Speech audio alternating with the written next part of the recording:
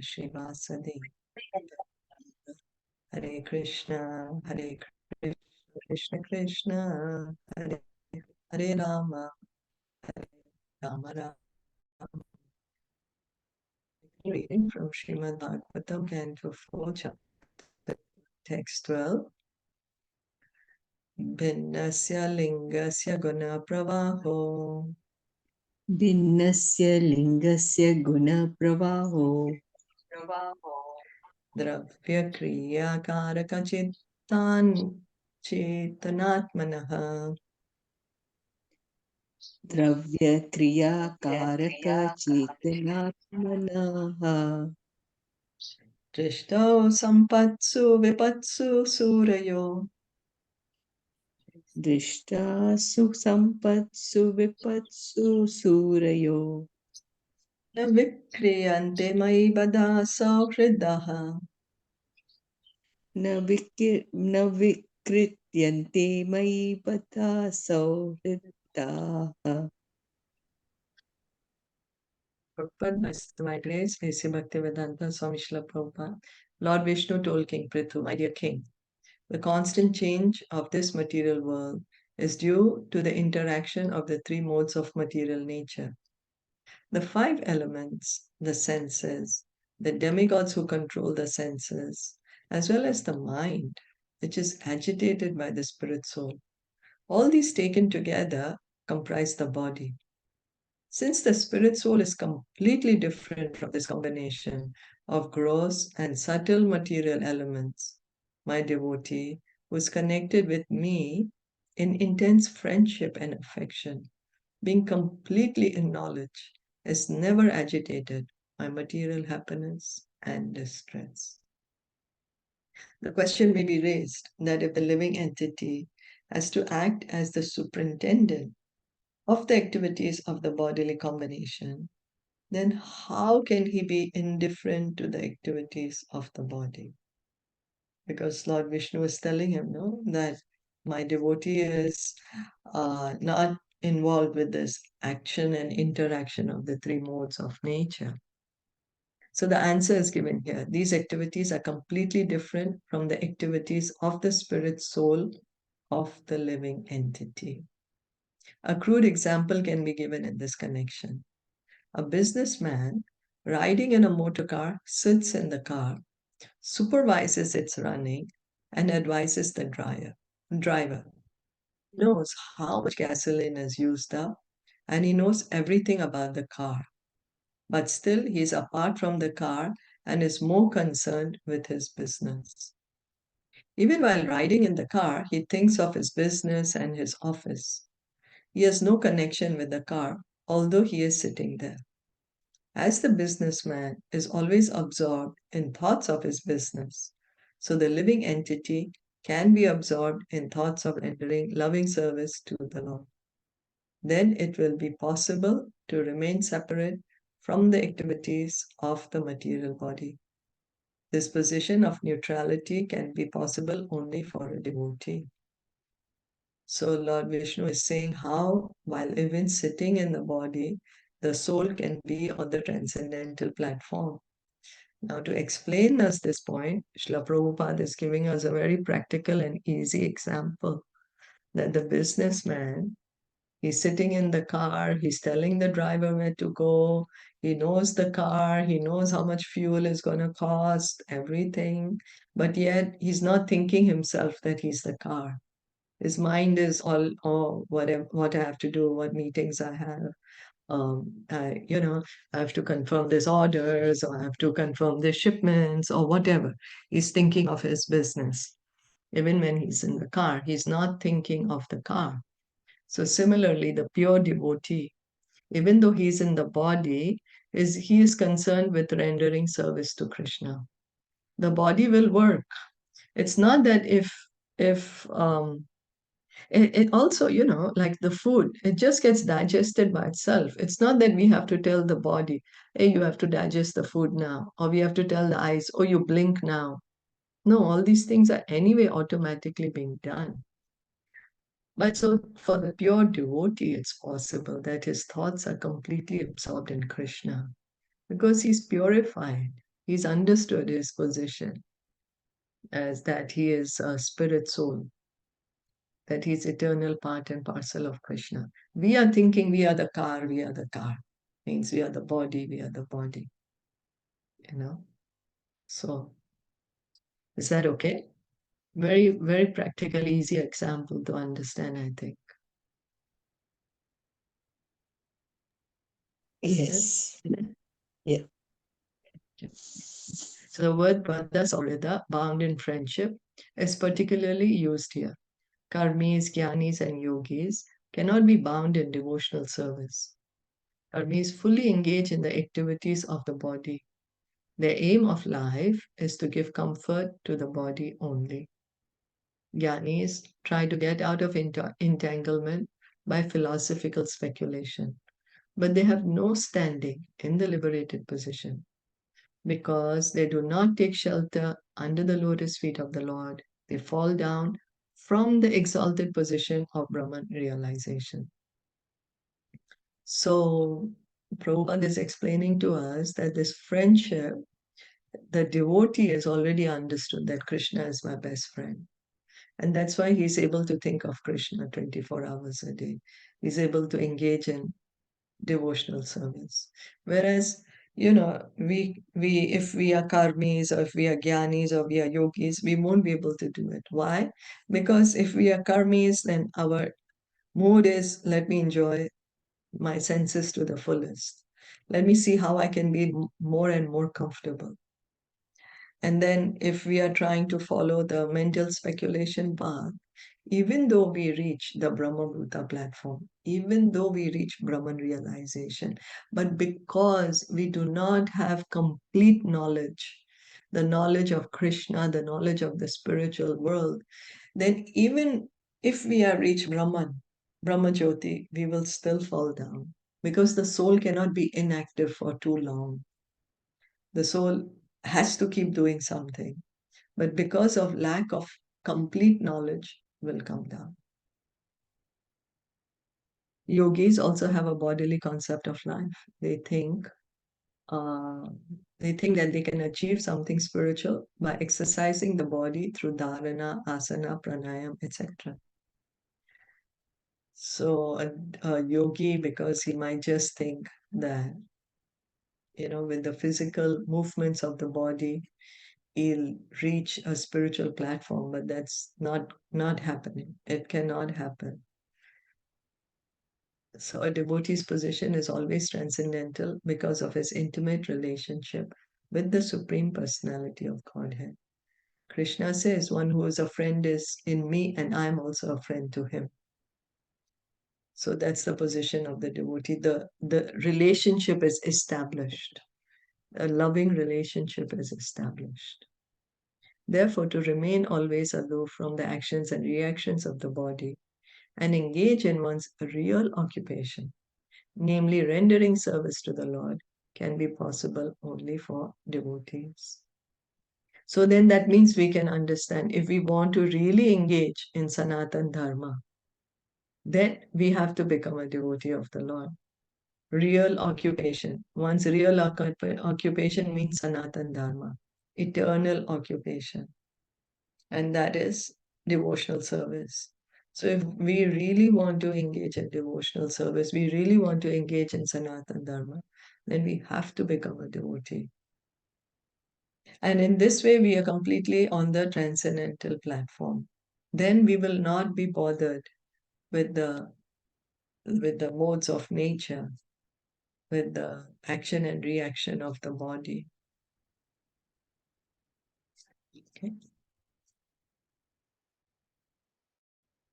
So, reading on.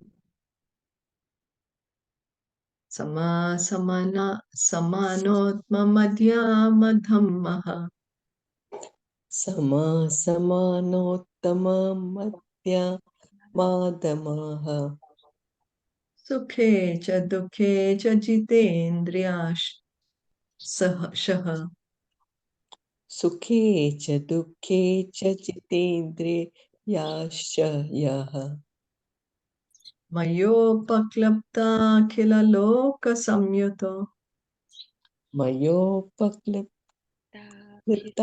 Kill लोकसंयुतो Vidhatsvavirakhilalokarakshanam. वितत्स्वविराखिल लोकरक्षणम्. My dear heroic king, keep yourself always equipoised and treat people equally, whether they are greater than you in the intermediate stage or lower than you. Do not be disturbed by temporary distress or happiness. Fully control your mind and senses.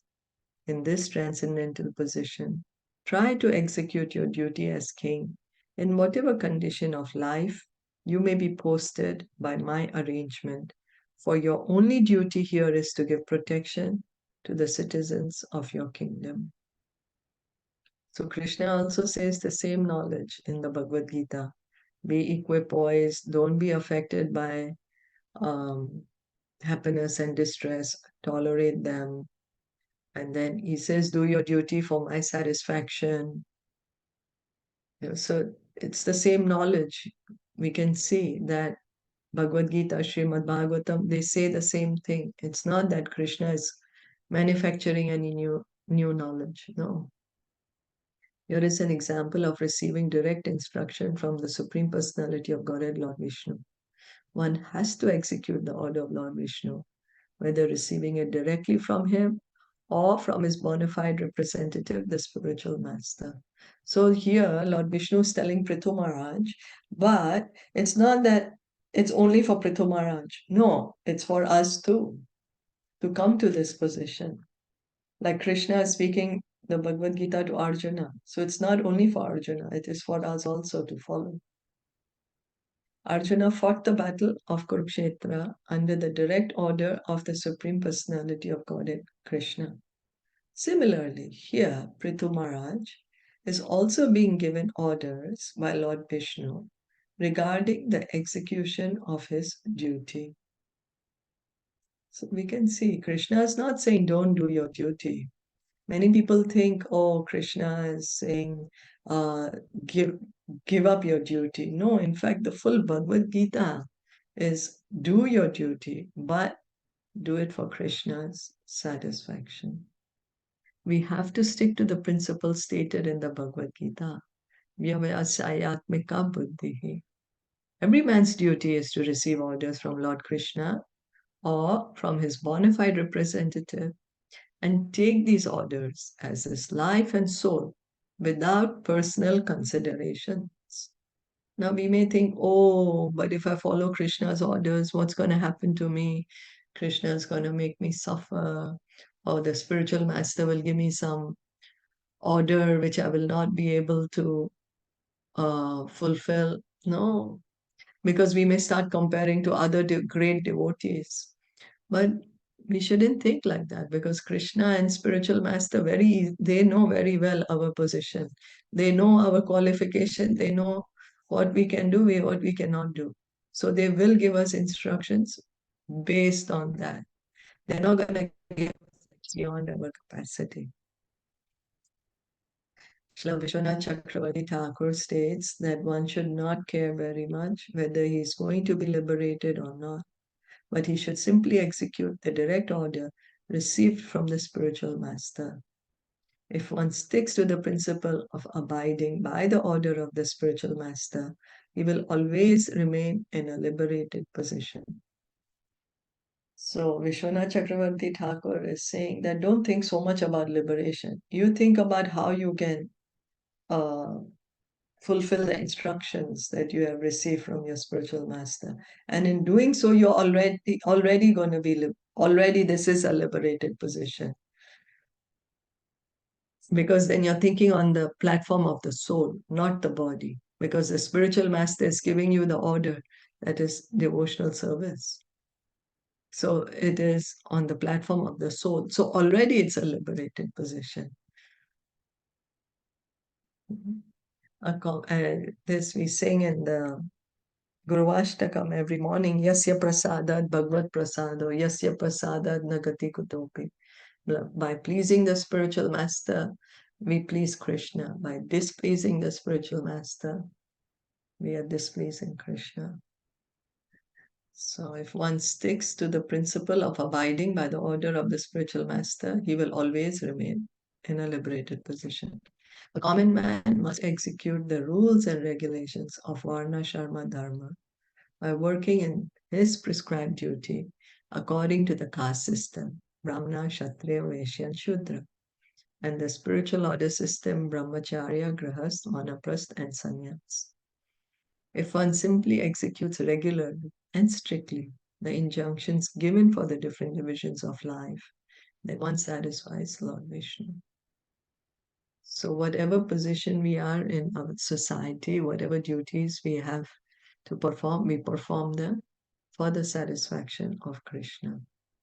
Now, of course, we go on hearing and chanting too, because only with that we will get the strength to perform our duty for the Krishna's satisfaction. Otherwise, we will not be able to do it. Again, we will get implicated. As a king, Pṛthu Mahārāja was ordered by Lord Viṣṇu to keep himself always aloof from the activities of the bodily situation and to engage always in the service of the Lord and thus keep himself in the liberated stage. So this is automatic liberation, automatically. By working for the pleasure of spiritual master, working for the pleasure of Lord Krishna, bona fide spiritual master, a representative of Krishna. When we are working for the satisfaction of such a bona fide representative of Krishna, then that is the liberated stage. The word Bada Saurida in the previous verse is explained here. One can fully remain in intimate connection with the Supreme Lord directly or receive orders from his bona fide representative, the spiritual master, and execute the orders sincerely when one keeps aloof from the activities of the body. So this is how Krishna is saying, come to the transcendental platform, rise above the body, rise above that, come to the transcendental platform, engage in devotional service. The Lord helps us by giving us directions how to act in devotional service and thus advance on the path back home, back to Godhead. How does he help us? He's in our heart after all. He is the Paramatma in our heart. And that in the heart, the Paramatma is called Chaitya Guru. And the Chaitya Guru, his representative, the bona fide spiritual master, is the representative of the Chaitya Guru. He instructs us outwardly in the form of spiritual master. Therefore, one should not accept the spiritual master as an ordinary human being. The Lord says, Acharya mam vijjaniyan nava manyeta karhichit. One should not treat the spiritual master as an ordinary human being, for he is the substitute for the Supreme Personality of Godhead. Bhagavatam, Canto 11, Chapter 17, Text 27. So it's like, the ambassador. We suppose we have the Indian ambassador in Taiwan. He's acting on behalf of the president of India. So he's not an ordinary citizen. He has the powers invested in him by the president. Isn't it? So similarly, the spiritual master has the powers invested in him by Krishna himself. He's empowered by Krishna to do this work of spreading Krishna's names and glories and to bring us back home, back to Godhead. A true spiritual master can bring us back home, back to Godhead. One should treat the spiritual master as the Supreme Personality of Godhead and never be envious of him or consider him to be an ordinary human being. If we follow the instruction of the spiritual master and execute devotional service to the Lord, we will remain always free from the contamination of bodily and material activities, and our life will be successful. So it is gone. Our preeminent spiritual master, preeminent Shiksha Guru is Srila Prabhupada. And all the other spiritual masters, Diksha Gurus, Shiksha Gurus, they are connecting us to Srila Prabhupada. That is how the ISKCON is based. It's a little different than the other organizations. So all the other, they, they may be Shiksha Gurus, Diksha Gurus, they're all helping us to connect, to establish our relationship with Srila Prabhupada. Is that okay?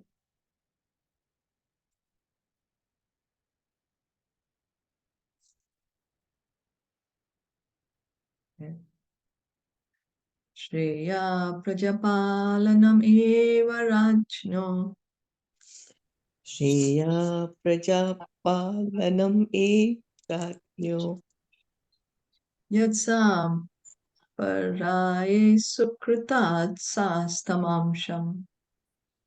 Yatsam Paraye Sukritat Sashtam Amsam Sham Artan yathahritta punya prajanam Artan Yatha Hrita Punya Prajanam arakshita karaharo agam atti.